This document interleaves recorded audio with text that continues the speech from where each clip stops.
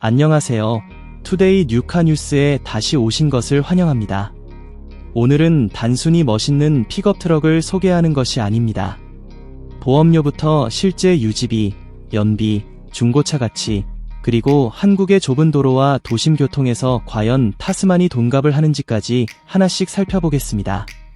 특히 사업용으로 매일 운전한다면 처음 차량 가격보다 더 중요한 것이 있습니다. 바로 5년, 7년 동안 실제로 내 지갑에서 빠져나가는 총비용입니다. 지금부터 2026 기아 타스만의 숨겨진 가치를 확인해 보겠습니다. 먼저 많은 분들이 차량 가격부터 궁금해 하시겠지만 저는 보험 비용부터 이야기하고 싶습니다. 픽업 트럭은 일반 승용 SUV와 사용 목적이 다르기 때문에 보험료 역시 운전자의 연령, 사고 이력, 가입 조건, 개인용인지 사업용인지에 따라 큰 차이가 날 수 있습니다. 따라서 특정 금액을 확정해서 말하기보다는 타스만을 구매할 때 보험료를 일반 승용차와 동일하게 생각하지 않는 것이 중요합니다. 특히 화물 적재와 사업용 운행이 많다면 실제 보험료 견적을 먼저 받아보는 것이 좋습니다. 하지만 타스만의 장점은 기아의 국내 서비스 네트워크와 부품 공급망을 활용할 수 있다는 점입니다. 엔진 오일, 브레이크, 필터, 타이어 같은 소모품은 장기적으로 계속 비용이 발생하지만 국내에서 판매되는 기아 차량이라는 점은 해외 수입 픽업과 비교했을 때 정비 접근성 측면에서 분명한 장점입니다. 해외에서 타스만을 구입하는 소비자라면 이 부분을 조금 다르게 봐야 합니다. SN, 일본, 중동에서는 국가별 공식 판매망과 부품 공급 여부를 반드시 확인해야 합니다. 그리고 이제 가격입니다. 현재 한국 시장에서 타스만의 기본형은 약 3,500만 원부터 시작하며 4WD와 상위 트림, 다양한 옵션을 선택하면 가격은 4천만 원대 중반까지 올라갈 수 있습니다. 기아가 공개한 2026년 7월 1일 기준 가격표에서 다이내믹 트림은 3,500만 원부터 시작하고 4WD 선택 가격은 265만 원입니다. 미국 시장의 경우 타스만은 공식 판매 가격을 단순 비교하기 어려운 모델이기 때문에 만약 정식 수출된다면 사양과 관세, 운송비에 따라 대략 3만 달러 후반에서 4만 달러대의 가격대를 예상해 볼 수 있습니다. 일본 역시 공식 판매 여부와 사양에 따라 달라질 수 있지만 환율과 수입 비용을 고려하면 대략 500만엔 전후의 가격대가 하나의 참고 범위가 될 수 있습니다. ASEAN 시장은 국가별 세금과 수입 정책 차이가 매우 크기 때문에 대략 5만에서 7만 달러 수준까지도 가격 차이가 발생할 수 있습니다. 따라서 해외 구매자는 현지 공식 가격이 발표된 뒤 최종 가격을 확인해야 합니다. 그렇다면 이렇게 돈을 지불할 가치가 있을까요? 타스만에는 2.5리터 가솔린 터보 엔진과 8단 자동 변속기가 적용되며 최고 출력은 281마력, 최대 토크는 43kgfm입니다. 숫자만 보면 상당히 강력하지만 실제 운전에서는 숫자보다 터보 엔진의 즉각적인 반응이 더 중요합니다. 도심에서는 신호가 반복되고 차량이 자주 멈추는 한국의 교통 환경에서도 부드럽게 출발할 수 있고 고속도로에서는 추월할 때 충분한 힘을 기대할 수 있습니다. 하지만 연비는 타스만을 구매하기 전에 반드시 생각해야 하는 부분입니다.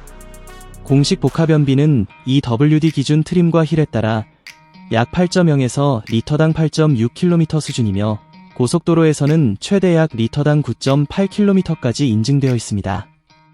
4WD는 조건에 따라 복합 약 7.4에서 리터당 8.1km 수준입니다. 실제 연비는 적재량, 운전 습관, 교통 상황, 날씨에 따라 달라질 수 있습니다. 특히 매일 무거운 화물을 싣고 도심을 운행한다면 연료비가 생각보다 커질 수 있습니다. 여기에서 하이브리드나 전기 픽업과 비교하면 타스만의 약점이 분명해집니다. 타스만은 현재 국내 사양 기준으로 가솔린 터보 모델이기 때문에 하이브리드나 전기차처럼 연료비 절감 효과를 기대하는 차량은 아닙니다. 대신 배터리 관리나 충전 인프라에 대한 걱정 없이 기존 주유소 네트워크를 이용할 수 있다는 장점이 있습니다. 장거리 배송이나 지방 출장처럼 충전소를 신경 쓰기 어려운 사업자에게는 이것이 오히려 현실적인 장점이 될 수 있습니다. 그리고 타스만의 진짜 목적은 적재입니다. 일반 SUV처럼 가족용으로 사용할 수도 있지만 오픈베드가 있기 때문에 장비, 공구, 캠핑 장비, 소형 사업용 물품을 별도로 적재할 수 있습니다. 한국처럼 골목길과 주차 공간이 좁은 곳에서는 5.4m가 넘는 차체가 부담스럽게 느껴질 수 있지만 카메라와 주차 보조 기능을 활용하면 적응할 수 있습니다. 고속도로에서는 차체가 크고 안정적인 느낌을 주는 것이 장점입니다. 장거리 이동이나 고속도로 물류 업무를 자주 한다면 승용차보다 높은 시야와 넉넉한 적재 공간이 실용적으로 다가옵니다. 반대로 좁은 골목이나 오래된 상권에서는 차량 크기를 항상 의식해야 합니다. 그렇다면 한국의 대표적인 픽업 경쟁 모델과 비교하면 어떨까요? 여기서는 KGM 렉스턴 스포츠를 생각해 볼 수 있습니다. 렉스턴 스포츠는 이미 한국 시장에서 오랫동안 픽업 수요를 확보한 모델이기 때문에 부품과 정비 경험 측면에서 친숙합니다. 반면 타스만은 최신 기아 디자인과 편의 사양, 강력한 가솔린 터보 파워트레인을 앞세워 새로운 선택지를 제공합니다.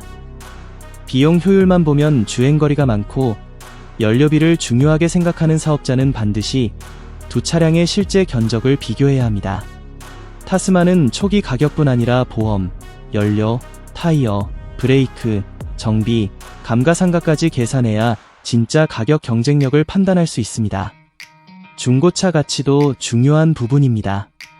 픽업은 승용차보다 구매층이 제한될 수 있지만 반대로 상태가 좋고 사고가 없으며 적재함 관리가 잘 된 차량은 사업자와 레저 고객 모두에게 매력적인 중고차가 될 수 있습니다. 특히 국내 최초의 기아 픽업이라는 상징성과 새로운 모델이라는 점은 초기 중고차 시장에서 관심을 끌 가능성이 있습니다. 다만 장기적인 감가율은 실제 중고차 거래 데이터가 충분히 쌓인 후 판단하는 것이 정확합니다. 결국 2026 기아 타스만은 모든 사람에게 가장 저렴한 픽업은 아닙니다.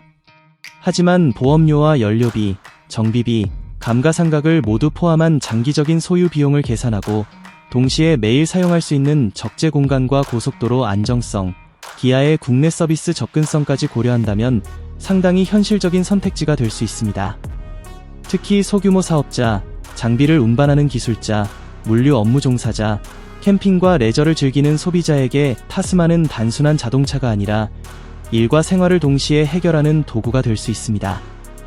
여러분이라면 2026 기아 타스만을 선택하시겠습니까?